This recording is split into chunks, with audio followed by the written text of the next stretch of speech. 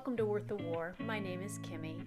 The purpose of Worth the War is rethinking love, preparing people for healthy love and relationship and how to avoid abuse. If you think we can do a better job with love and relationship than we're doing in the modern culture, then you have found the exact right channel. I hope you'll press our subscribe button and join us as a community as we work together to spare hearts.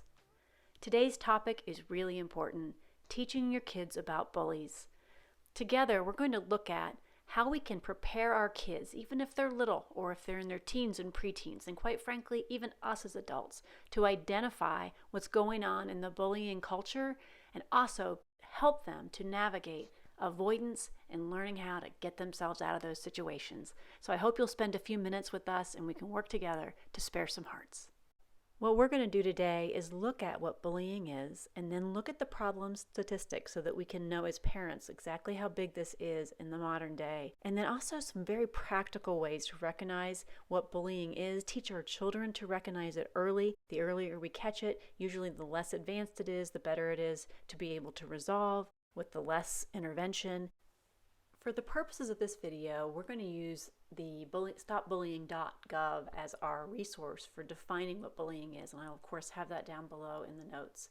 Bullying is really described as aggressive behavior that is imbalance of power. It may be physical strength, it may be something that somebody has that makes them a perceived weakness or embarrassing, it may be a popularity thing. Sometimes there's bullying in numbers.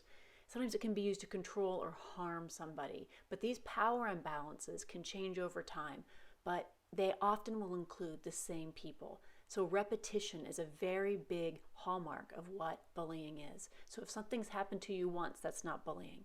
It could be unkind, it could be aggressive, but it wouldn't be bullying. So we have to understand there's also different types of bullying. There's verbal bullying, the way that you name call or tease or have inappropriate sexual comments that are uninvited, threatening to cause harm.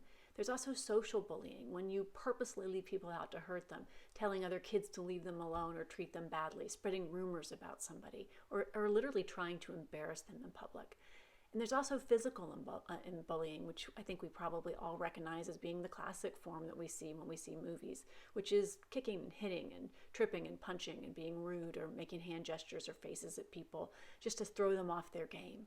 Bullying can happen anywhere. It's more likely to be happening in schools or in neighborhoods where there is the same people group kind of hanging out. And we have to understand that until we truly understand the power of bullying, we don't understand what it can do to our children.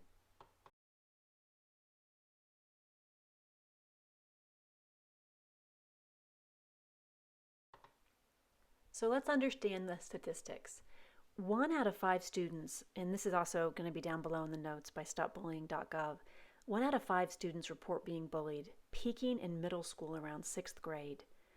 We're going to talk a little bit about cyberbullying in a moment, but 34% of students have experienced it and 60% said it affected their learning and perceived safety in school. 59% of U.S. teens report that they have been harassed or bullied online. And 90% of kids surveyed said it was a major problem for their age group. Let's also look at how this affects our kids' self-worth and ability to keep their mental health. Kids who have been bullied or cyberbullied are 2 times more likely to attempt suicide. If no other statistic sticks with you, think about that one. We now understand that this is a big problem for our kids, and we can't ignore it. So let's move on to some solutions. Probably one of the most powerful resources that I found to help parents, to help their kids be shored up when it comes to this area of bullying, was on a YouTube channel, which I'll link below, Strong Minds, Strong Life. And what he shared was he had an encounter with a guidance counselor that had him list out his strengths and his weaknesses, had him face them, and he gave them reasons that some of his weaknesses actually were going to end up helping him in the long run. If we can do this for our kids, if we can shore up for them a healthy self-appraisal, it's going to close a lot of doors for people who would notice weaknesses in our kids and want to point them out.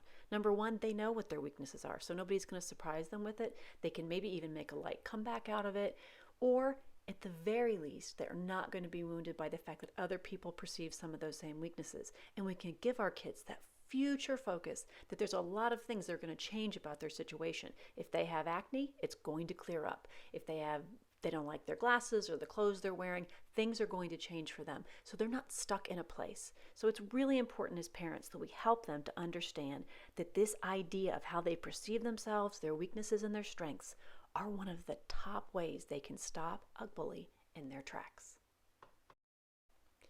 It was an interesting fact in the same video that I cited below that often it's been reported and studied that if a bully doesn't get a reaction after 3 times, they will move on to another target. So it's important for your kids to know that sometimes what they're looking for is just the reaction.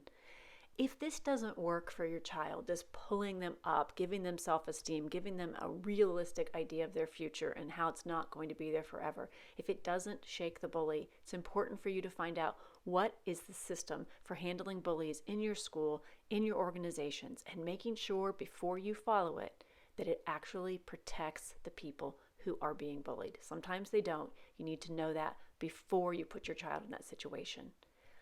Another really great resource that I found was a worksheet called Buddy or Bully, and it's done by weareteachers.com. It's linked down below, and I think it was a wonderful way to help introduce the idea of really looking and thinking about critically what makes somebody a friend and what makes them a bully. And sometimes, as much as we don't admit it, those two can get blurry.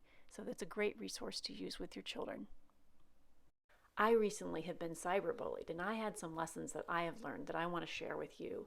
The first one I learned is there's going to be a wound in the person or the group who will be cyberbullying you. So if your kids are getting cyberbullied, there's a wound there, but normally it's not one they caused. It's not one that you caused. You will be painted whatever they need you to be, and you will cease to be human to them. And therefore, they feel comfortable taking away kindness, taking away respect, taking away basically your humanity. There's often going to be comfort in numbers. Rarely does a bully pursue somebody with no support and over a long period of time. It happens, but it's rare, at least not in the light of day.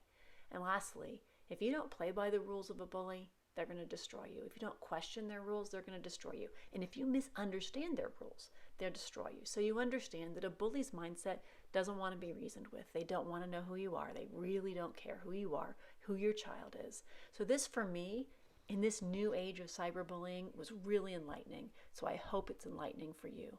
Thank you so much for taking the time to be here. I really hope that you found it helpful, that you found a few things that you can use in your family and in your life.